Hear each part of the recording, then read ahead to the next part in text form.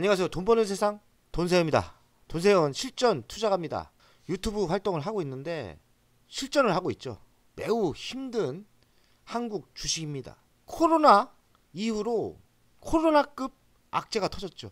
한국 주식은 망할 것 같고 절망 속에 우리는 버티거나 손절만 했죠. 방송을 지속적으로 했는데 이번 주에는 주식을 꼭 사야 된다.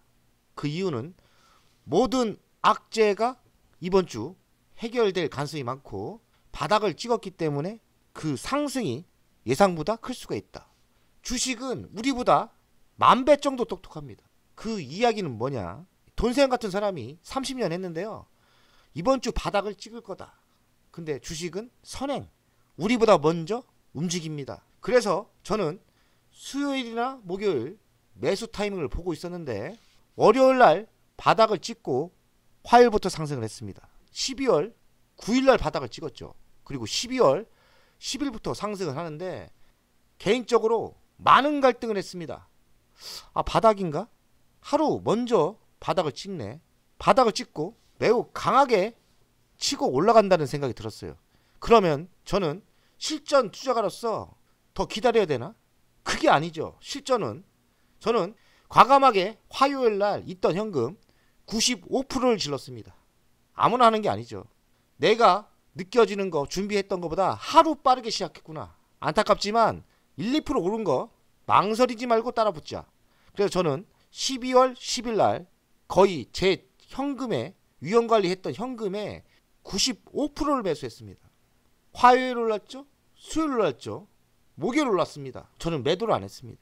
오늘 또 윤석열 대통령께서 담화문을 하는데 또 살떨리더라고요. 이것도 정치적인 문제가 일어나는 게 아닌가. 이게 나라가 또 절망 속에 빠지는 게 아닌가. 그러나 저는 차분하게 생각을 했어요. 이미 끝났다. 이미 내가 생각하는 대로 흘러갈 거고 다음 주 월요일 날 모든 악재는 어느 정도 해결이 되면서 우상향을 예상한다. 그러면 밀어붙이자. 그래서 오늘 화요일 매수했던 제 종목에 투자를 매도하지 않았어요. 그냥. 왜냐면 이제는 바닥에 매수하기가 너무 힘듭니다. 과감하게 화요일날 좀 상승해도 따라갔던 이유는 그 다음날 매수하기가 더 힘들어요. 그 다음날 더 힘듭니다. 왜냐면 은근슬쩍 바닥을 찍고 올라가기 때문에 점점 예전 바닥을 생각하면 매수하기가 너무 힘든 거예요. 제가 30년 해보니까 그래요. 이런 바닥은 아무 때나 오는 게 아닙니다. 한 3년에 한 번 오는 기회였던 겁니다. 그러면 바닥 찍은 거 냄새 나면 과감하게 들어가야 되는데 그거를 누가 장담합니까? 사자의 용기 아니면 과감하거나 아니면 멍청한 사람이 매수하는 겁니다. 저는 차라리 멍청함을 택했고 과감하게 내 있던 그동안 위험관리했던 현금의 95%를 내 인생을 걸었습니다. 어느 정도 수익이 났는데 제가 종목은 이야기 안 하겠습니다. 딱 2종목 샀어요. 2종목. 내가 욕심냈던 종목은 따로 있었는데 사실 너무 무서워서 그 종목은 못했고 보수적인 종목에 투자를 했습니다. 상해 종합을 보겠습니다. 오르고 있죠. 니케이 바닥 찍고 오릅니다. 대만각권도 뭐 143 바닥 찍고 살짝 오르는 분위기예요. 다우존스는 조정받는 것 같지만 우상향 중이고 나스닥은 연중 최고치를 찍고 가는 것 같아요. 트럼프 대통령이 1월 20일 날 그때까지 기대감으로 나스닥 종합은 지속적으로 오를 것 같아요. 제 느낌이 그래요. 트럼프가 대통령에 취임할 때까지 나스닥 종합은 트럼프의 효과로 우상향으로 상승을 예상합니다. 매우 강하죠. 대한민국은 정치적인 불안감, 탄핵, 그리고 환율 불안 매우 불안하죠. 환율이 중요한데 지금 1431 아직까지 위험합니다. 이렇게 꺾여야 되는데 아직까지는 뭐 이렇게 갈지 뭐 이렇게 갈지 모르겠어요. 조금 꺾여야 안정화될 건데 아무도 모르죠. 그러니 환율을 지켜보셔야 됩니다. 저도 환율은 어떻게 될지 모르겠어요. 대한민국 주식이 월요일날 바닥은 찍었다는 건 저는 확신합니다. 왜냐하면 그때는 저 같은 사람도 공포가 최악이었습니다. 공포가 공포를 부르고 진짜 무서웠어요. 근데 제가 화요일날 과감하게 매수했는데 그 이유는 아까 얘기했죠. 주식은 선행한다. 내 생각보다 하루 이틀 빠를 수 있다. 저는 목요일날 바닥을 찍는다. 오늘 바닥을 찍을 줄 알았는데 주식은 나보다 10,000배 똑똑하기 때문에 먼저 움직였다고 저는 생각했어요. 그래서 제 생각이 틀렸다 생각하고 과감하게 저는 내 현금에 질른 거예요. 95%. 코스피를 보겠습니다. 이게 12월 9일 월요일이죠. 시작하자마자 강하게 치셨어요. 그래서 저는 많은 갈등을 했죠.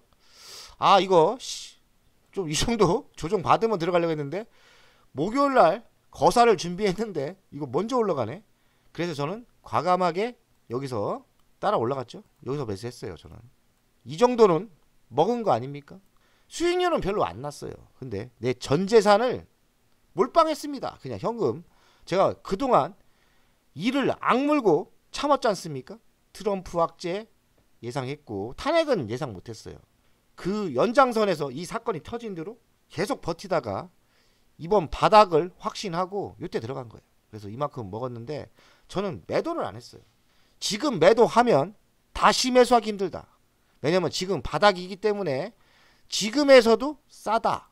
매도하면은 다시 매수하기 힘들다. 그래서 매도를 안 하고 있습니다.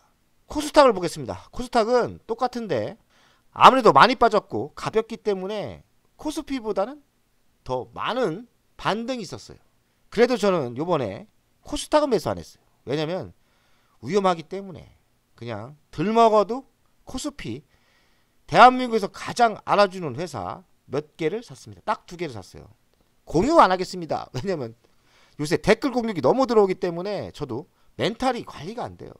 이 미친놈아 한 종목에 그렇게 많이 사냐? 뭐 이런 사람도 있겠지만 그건 내 마음이야. 나 한 종목에 진짜 많이 질렀어요. 왜냐면 조금 먹어도 많은 금액을 투자했기 때문에 뭐 10% 먹어도 꽤 되지 않습니까 돈이? 초량주 대한민국에서 가장 유명한 주식 그 종목에 그냥 질렀어요 이때.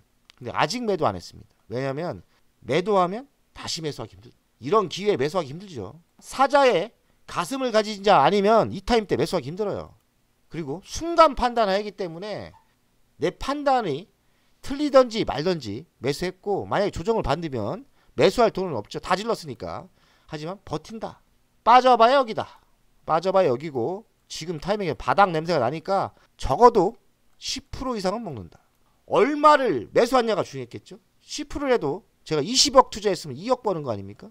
얘기를 안 하겠는데 진짜 많이 질렀습니다. 있는 현금 끌어 모아서 제가 손절매도 많이 했고 요번에 코스닥 실수한 종목들 다 정리하고 초량주로 그냥 옮겨 타는 기회 아닙니까 이때. 그래서 저는 불량 주식 다 정리하고 절대 안 망하는 회사, 그래도 먹어도 적게 먹어도 결국엔 가져가면 먹을 수 있는 주식에 그냥 올인했습니다. 삼성전자를 보겠습니다. 삼성전자 주간 차트인데요. 오늘 3.52% 올랐습니다. 55,900원. 자사주 매수 때문인지 이런 탄핵 전국에서도 삼성전자는 잘 버텨줬어요. 많은 하락은 없었고 오늘 강한 반등이 있었죠.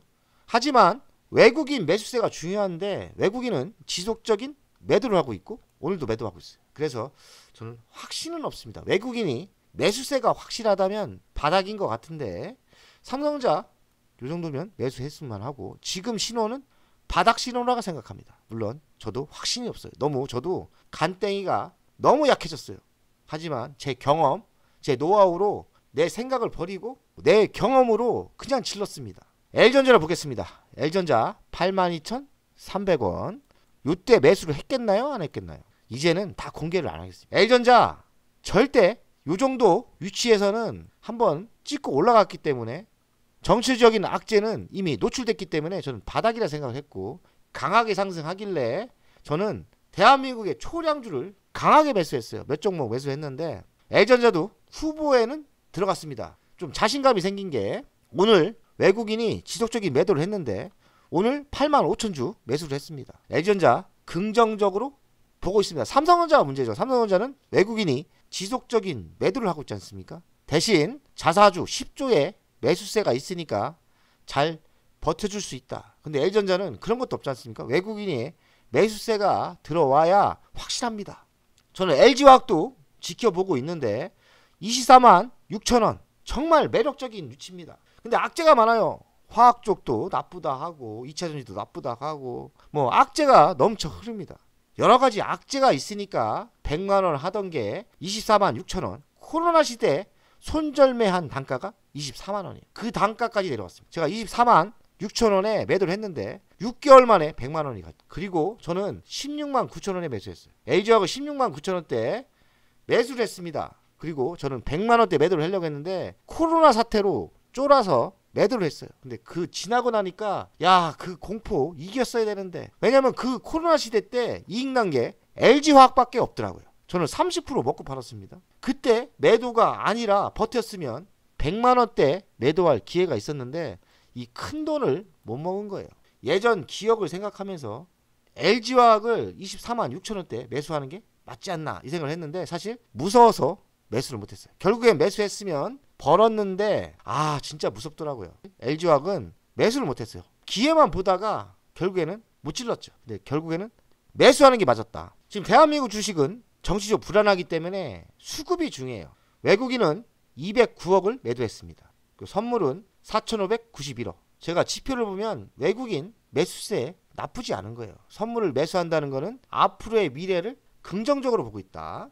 근데 개인은 코스피 2,520억 매도를 했고요. 코스닥은 1,430억 매수를 했습니다. 탄핵 실망감과 환율 불안감으로 대폭락이 있었는데 이제는 탄핵 통과 기대감으로 개인들의 매수세가 약간은 들어오는 것 같습니다. 개인 투매는 멈췄습니다. 그리고 강큰 큰손은 이미 매수를 시작했어요. 도세훈 강큰 큰손이죠. 제가 화요일날 강하게 따라 매수를 했으니까 저는 강큰 큰손이 많습니다. 진짜 쉽지 않아요. 저도 무섭습니다. 그 공포에서 조금 산 것도 아니고 저는 그냥 몰빵했어요. 그냥 다 샀어요. 그냥 있는 현금 10억이면 9억을 샀습니다. 9억 이상을. 그러니 쉽지 않은 결정이었는데 제 생각은 바닥을 찍었다고 생각하면서 내일 또 매수하려면 더 비싸게 사야 되고 또 그 다음날은 또 더 비싸게 사야 되고, 그러면 지금 조금 올랐어도 기회라고 생각하고 매수를 했어요. 화요일날. 지금 한국 주식은 바닥을 찍었다 생각하는데 그럼 매수할 종목은 뭐냐? 가장 중요한 거는 우량주, 인대, 과대, 난폭주. 그러니까 많이 빠진 종목을 매수하는 게 정답이에요. 거기에다가 미래가 좋은 종목에 투자하면 좋겠죠. 조선 세계 1위 아닙니까? 방산도 나름대로 잘 나가죠. 10년 미래 좋은 섹터에 투자를 해야 되는데 저는 우주 좋게 보고 있고 AI 반도체 좋게 보고 있고 자율주행 좋게 보고 있습니다. 여기서 대한민국에서 1등하는 기업에 투자를 하는 게 전 좋다고 생각합니다. 세계에서 1등하는 기업. 조선 세계 1위죠. 오늘 조선이 세게 갔습니다. 세계에서 1위 하는 기업은 이런 불황이 왔을 때 살아남을 수 있어요. 그리고 AI 가전, L전자죠. 삼성전자. 오늘 삼성전자 3%대 상승을 했고 L전자 2%대 상승을 했어요. 자율주행 세계 1위 회사. 어디죠? L전자. 반도체 AI 세계 1위. SK 하이닉스라고 봅니다. 삼성전자가 될지 안 될지 모르지만 삼성전자도 넣어줘야죠. SK 하이닉스가 조정을 많이 받았을 때는 매수 타임이라고 저는 봅니다. 2차전지 세계 1위. 저는 2차전지 지금 매수 타임이라고 생각합니다. 한 3년 묻어두면 미국 주식 리비안을 투자하고 테슬라를 투자하지 않습니까? 공부해보니까 26년부터 전기차 시장이 더 활성화된다니까 주식은 선행합니다. 그러니 지금 당장 아니면 내년에 우리는 2차전지 바닥을 기고 있는 주식에 투자를 하면 성공 가능성이 높다. 그리고 수익률이 매우 좋다고 생각해요. 그리고 방산 있죠? 이재명 만난 재계, 경제, 불확실성 해소와 함께 노력하자. 상법 개정은 내친기배 상법 개정까지 넘보는 행동주의 펀드. 야당의 진성준 상법 개정 그대로 추진. 연말 이전 정책 디베이트. 저는 상법 개정을 찬성합니다. 왜냐면 저도 개인이기 때문에. 제가 상법 개정을 공부해보니까 간단합니다. 우리가 뭐 여러가지 공부할 필요 없고 상법 개정은 전체 범위인 102만 개입니다. 주식 상장 안 한 주식에게도 상법 개정이 적용된다는 뜻이에요. 그리고 상법 개정은 간단합니다. 회사만 이사가 충실 의무 대상이었는데 이제는 회사 주주까지 확대됩니다. 이거 당연한 거 아닙니까? 아니 회사가 대주주 겁니까? 법적으로 따졌어도 대주주가 지분에 대한 행사력이 높아지는 거지 회사는 주주가 주인입니다. 근데 왜 회사만 혜택을 받아야 되나요? 그래서 상법 개정은 회사 주주 확대가 맞다고 생각해요. 전체 법인 102만 개까지 필요가 있나? 그래서 자본시장법, 지금 현 정부가 얘기하는 자본시장법은 상장사 2464개만 적용이 됩니다. 상장사 합병, 분할 등의 경우 주주보호 원칙을 넣는다. 자본시장법도 괜찮습니다. 곰곰이 생각해보니까 상장된 회사에는 상장 안 된 회사가 있지 않습니까? 거기에 빈틈이 있겠구나.